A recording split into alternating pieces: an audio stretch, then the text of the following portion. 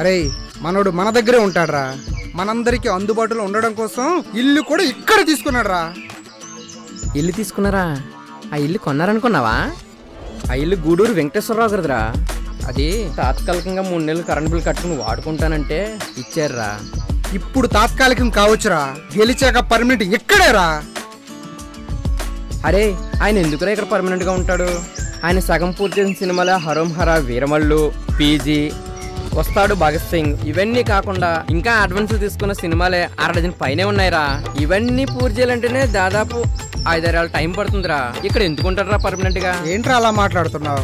మనసేన పార్టీలో సభ్యులందరికీ 500 రూపాయలు సభ్యత్వం తీసుకొని 5 లక్షలు ఇన్సూరెన్స్ కూడా ఇప్పిస్తున్నారు కదరా.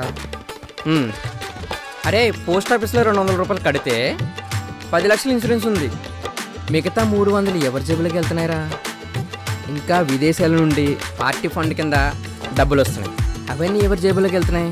ఎప్పుడన్నా ఆలోచించారా? ఇది కాక వాళ్ళ అన్నయ్యేమో స్కానర్ పెట్టి మరీ ప్రజలను డబ్బులు అడుగుతున్నాడు.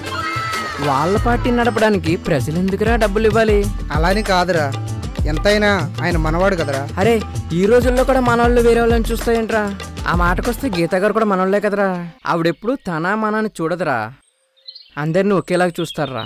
అరే ఒకటి గుర్తుపెట్టుకో, ఆయన గెలిస్తే ఆయన పేరు మీద పదవి మాత్రం ఉంటుంది, పరిపాలన ఎవరి చేతిలోనూ ఉంటుంది.